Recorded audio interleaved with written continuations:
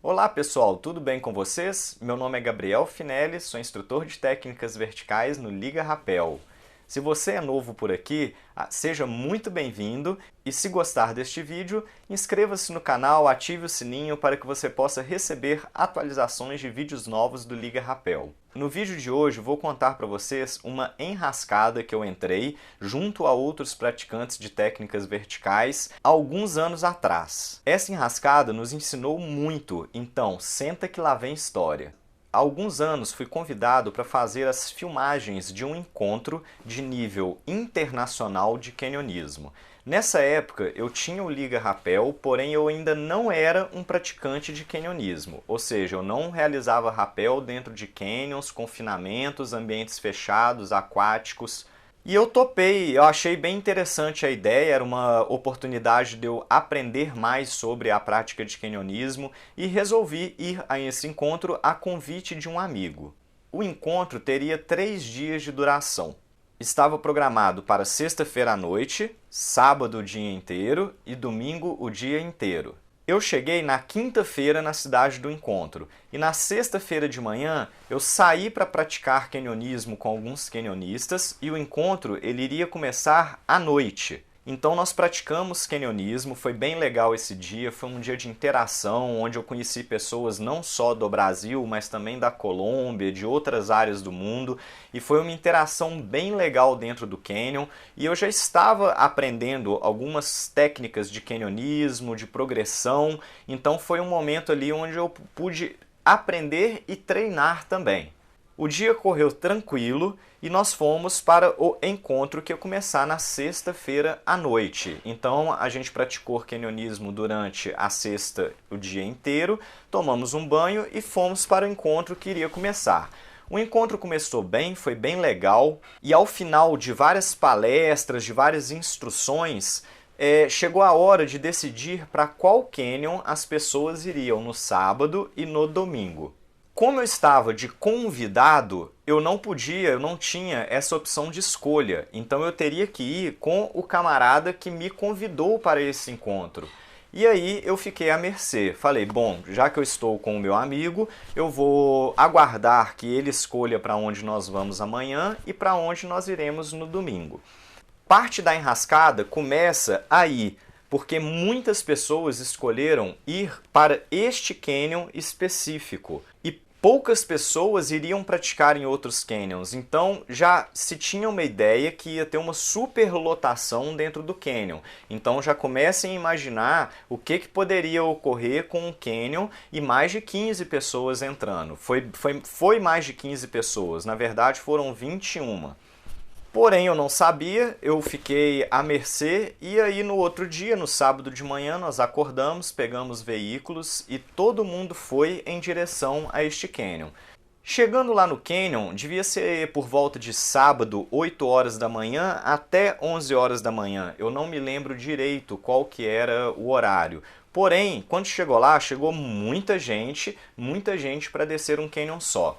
E eu já tomei o meu primeiro susto ali, porque quando eu vi a proporção do canyon, tem algumas pessoas que chamam lá de catarata e não canyon. O local é muito grande, muito trabalhoso, as ancoragens, tudo muito difícil. Então ali já dava para ver que tinha bastante gente e que tínhamos que todo mundo agilizar.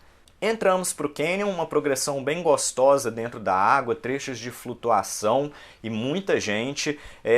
Eu aproveitei para conversar com várias pessoas, pois alguns já me conheciam de internet, YouTube.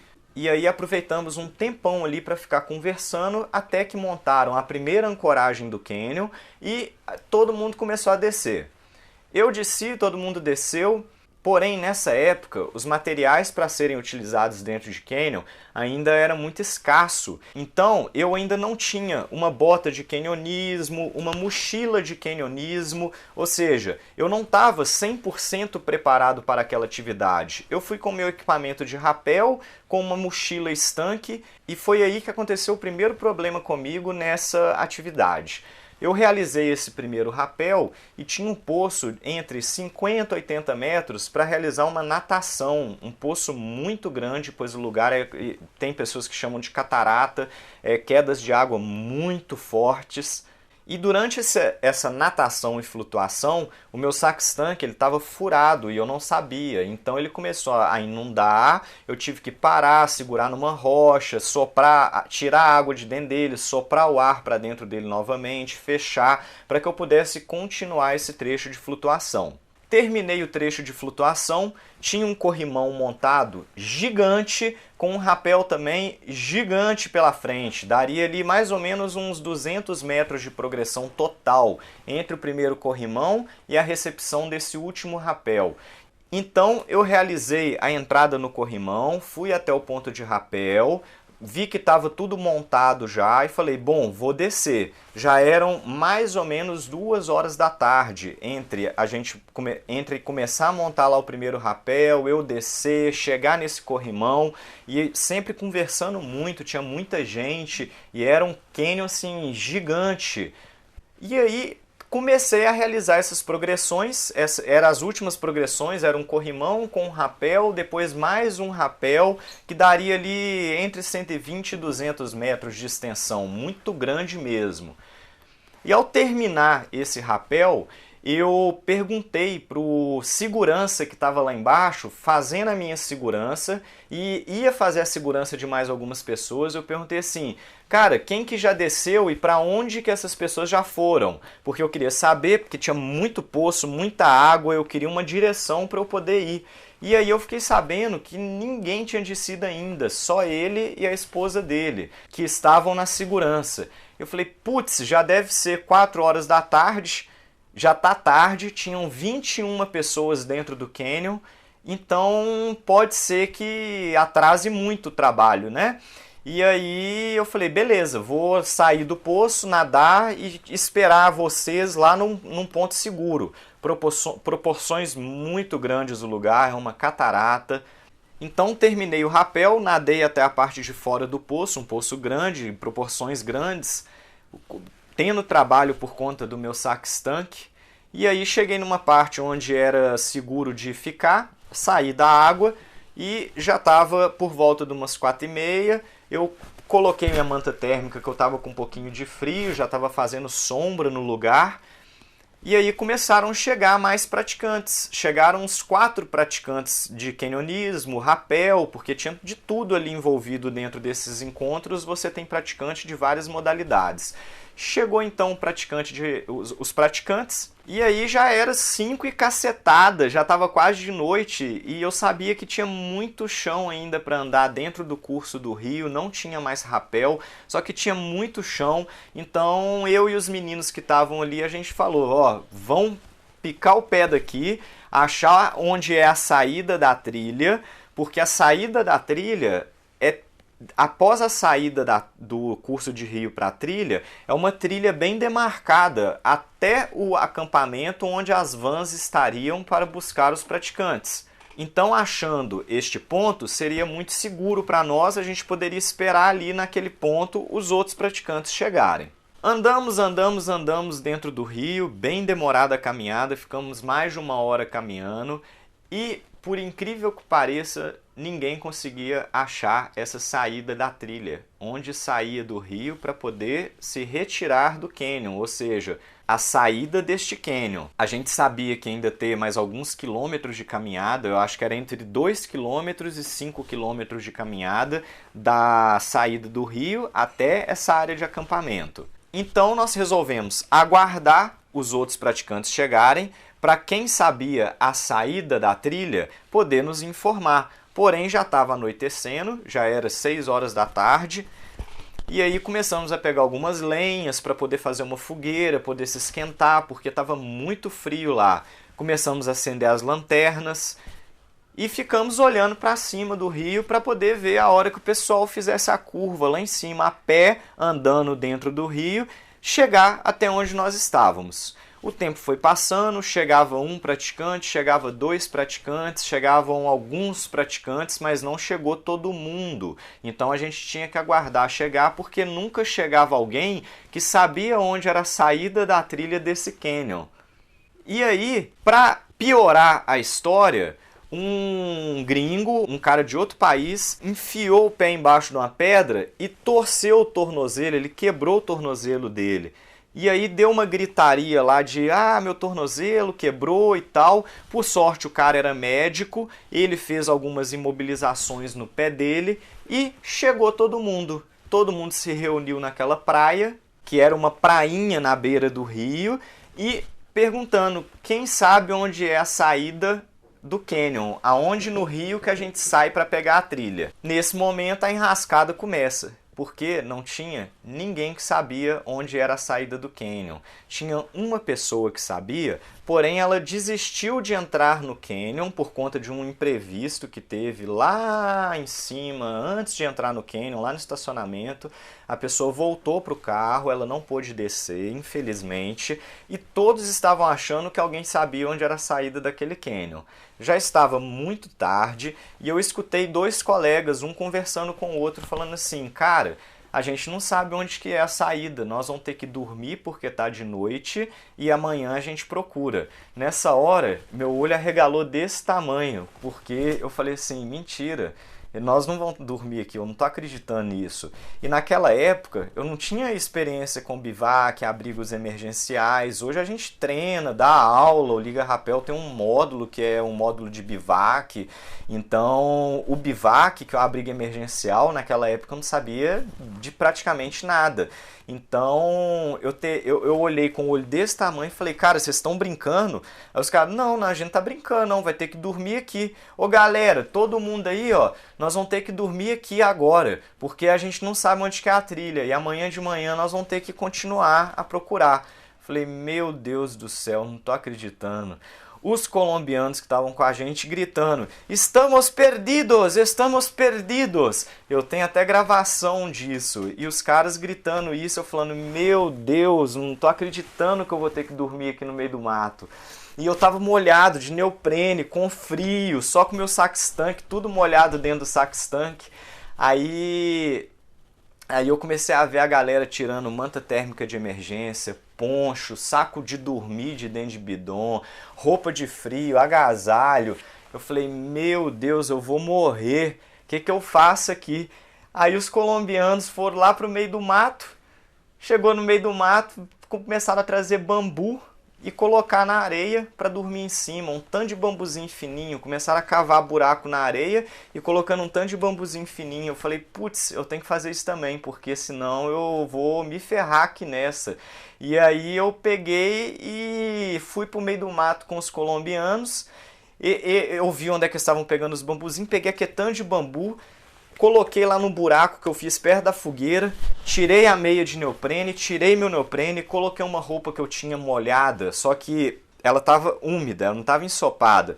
Vesti a roupa, coloquei meu neoprene para secar longe, peguei a meia de neoprene, que era a única meia que eu tinha ali, e para poder esquentar meu pé, coloquei perto da fogueira e continuei mexendo no meu abrigo lá que eu estava montando. Eu tinha manta térmica de emergência, usei, só que não funcionou muito bem porque eu não sabia dos furinhos que podia rasgar.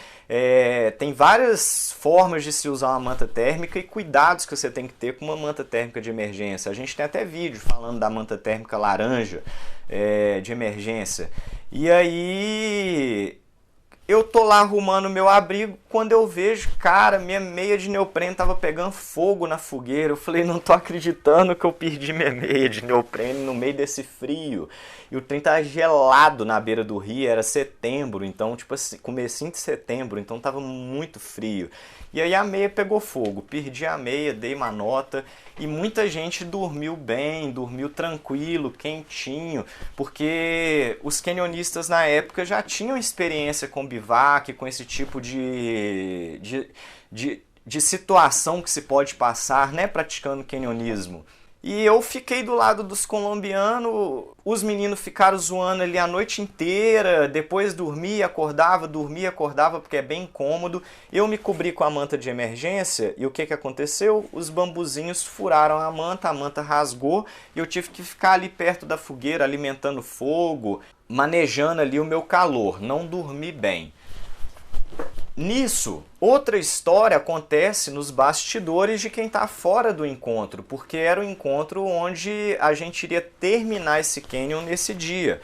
Então as pessoas que estavam do lado de fora estavam preocupadas, perguntando, e nós lá dentro a gente não sabia de nada, dentro do canyon, não sabia de nada que estava acontecendo fora das pessoas que estavam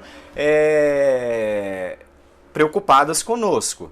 Então acordamos de manhã, muito frio, peguei meu neoprene, vesti meu neoprene molhado, estava úmido, bem molhado ainda, porque a noite inteira ficou com muita umidade, beira de rio, então não dá para secar, né? E aí eu vesti meu neoprene, todo mundo se preparou, apagamos as fogueiras, jogamos água nas fogueiras para apagar mesmo, porque não pode ficar fazendo fogueira assim ao léu, tem que ser para esquentar se precisar, porque eram 21 pessoas. Se todo mundo tivesse ponto quente, velhinha, dava para todo mundo se aquecer, mas na situação que a gente se encontrava não tinha como. E aí todo mundo se preparou para poder seguir trilha.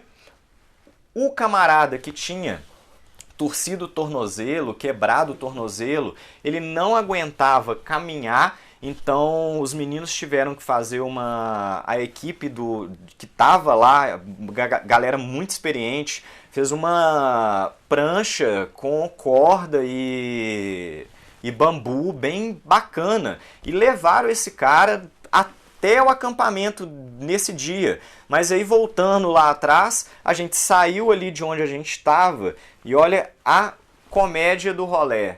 A trilha estava exatamente na frente de onde nós acampamos e bivacamos. Só que não dava para ver, porque era noite e o rio tinha uma corredeira. Então não dava para ver do outro lado do rio. Então nós bivacamos praticamente em frente de onde a gente tinha que ter pego a trilha.